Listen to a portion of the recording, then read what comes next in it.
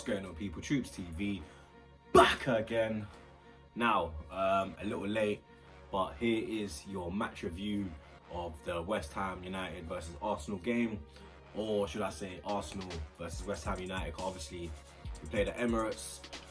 1-0 victory, 1-0 to the Arsenal, but let's be real, the performance wasn't of a good level. And me personally, like I said in my A.F.C interview, I don't really mind about the performances at this stage in the season. At this stage in the season, it's a points thing. You understand? It's a 3-point thing, and I don't mind how we go about getting them 3 points, as long as we get them 3 points, man. You get me? You're not gonna get flowing football every week. It's not gonna work like that. You get me? You see in Liverpool in recent weeks, their football's not been flowing. It's been winning football. You understand? And that's what we saw on Saturday afternoon, 3 o'clock kickoff. Big up little man, brought him along again. It seems to me every time I bring this brother, we don't lose. Like, you understand? Every time he's come, we've won. Apart from one game, which was last season, I took him to the Brighton game at home, which we drew 1-1. Otherwise, every time he comes, we win, blood. You understand? And it was another win, like a blood clot Zet coming off the bench to save the day. But before we get that deep into it, we've got to start from the beginning. So obviously when the lineups come out, on my way to the ground, it's popped up on my phone. See Leno in goal, cool.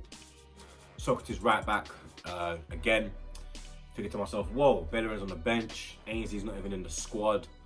Like, what is going on here? You understand? Is there a problem with Ainsley? Is Ainsley on his way out the door?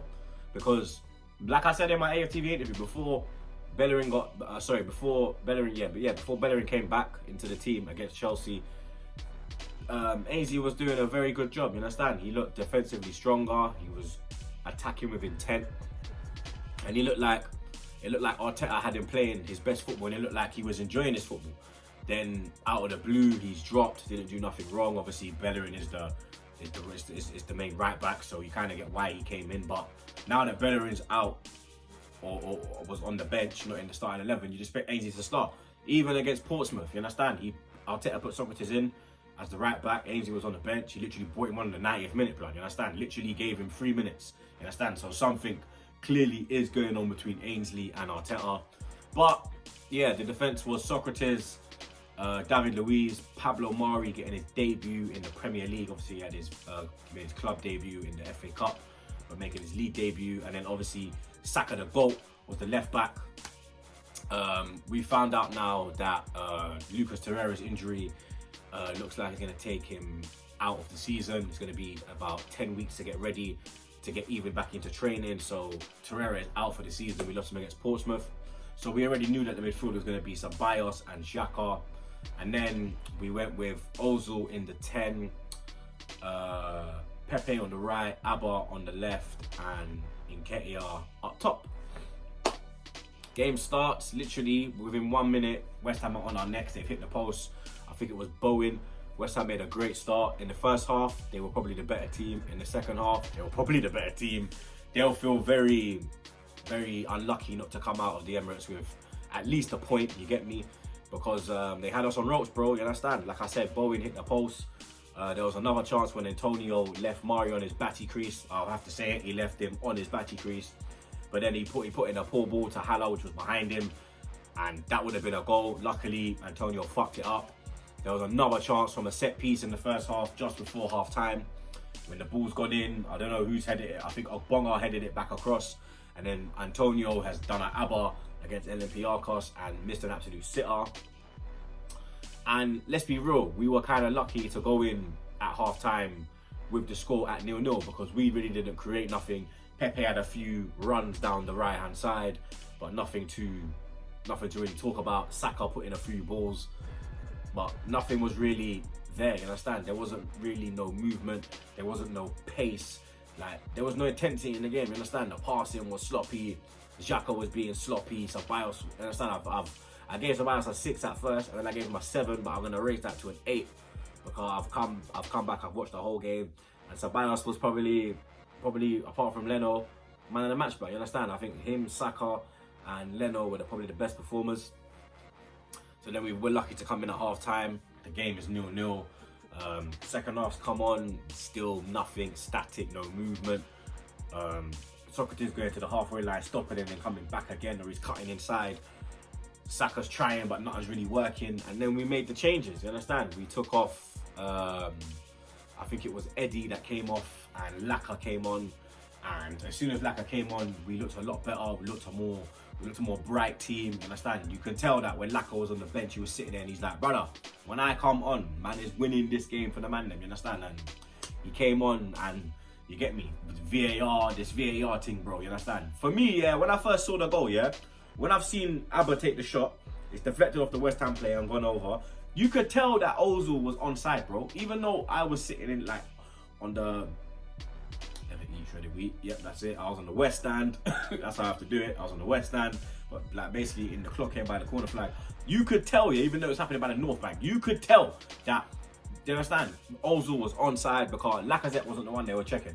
It was Ozil's run they were checking, you understand? And he was miles onside. And I don't get how VAR took so long to come to the decision. But thankfully, VAR for the first time actually worked in our favour. Well, the second time, tell a lie, because it worked for us at Old Trafford. One of our blood clot young done the same thing, and like our blood clots at this time has done it again.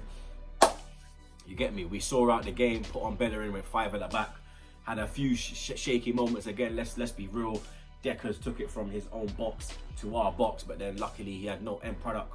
But you get me? We cannot perform against City how we did against West Ham, because City, understand the levels that City are, it's a different thing, bro. You get me? We'll get swiped, we'll get corned left, right and centre.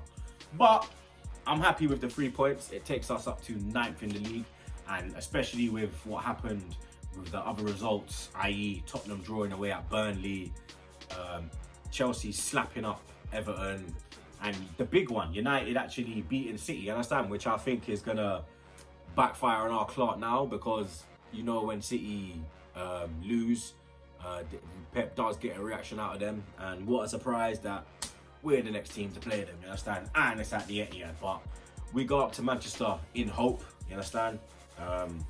Not a lot of confidence, let's be real, it is Manchester City. It's not like we're gonna go play, I don't know, Man United. You get me? We're going to play City, bro.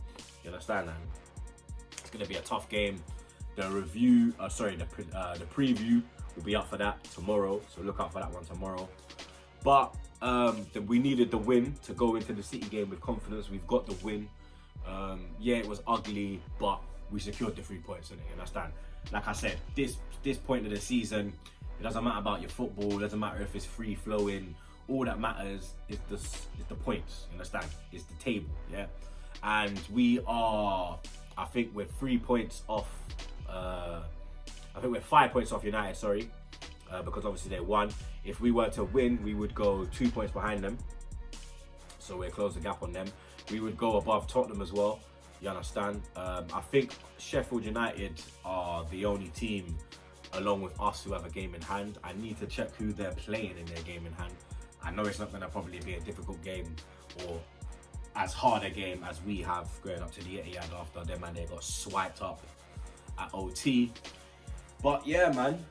The race for top 4, or should I say top 5 / Champions League football, whatever you want to call it, it's on, you understand? Because if we had lost or drew on Saturday, then you understand, there wouldn't be really no point in us going to Man City. But at least we can go there, and it's not a must win. It's not a must win, but it's a must. We cannot lose, you understand? We cannot afford to lose. What's going to happen, who's going to be in the lineups, who knows, only God knows. But yeah, I will be going to Man City, I will be in Manchester. Never seen us beat Man City. Hopefully times will change, you get me? They say football pulls out surprises when you least expect it, you get me? And I don't really expect nothing from us going to Man City, you understand? Even though when you look at them, we'll talk about the Man City game, innit? You get me? We'll talk about that in the preview, which will drop tomorrow. But yeah, man, 3 points on the board, clean sheet. That's 3 victories in a row in the league now. 4 clean sheets in the league under Arteta since he came in his 10 games. So yeah, we are progressing. We move on to City on Wednesday night. boy, who knows what's gonna happen, you get me? But look out for the preview. You lot already know. Subscribe to TroopzTV. I'm out.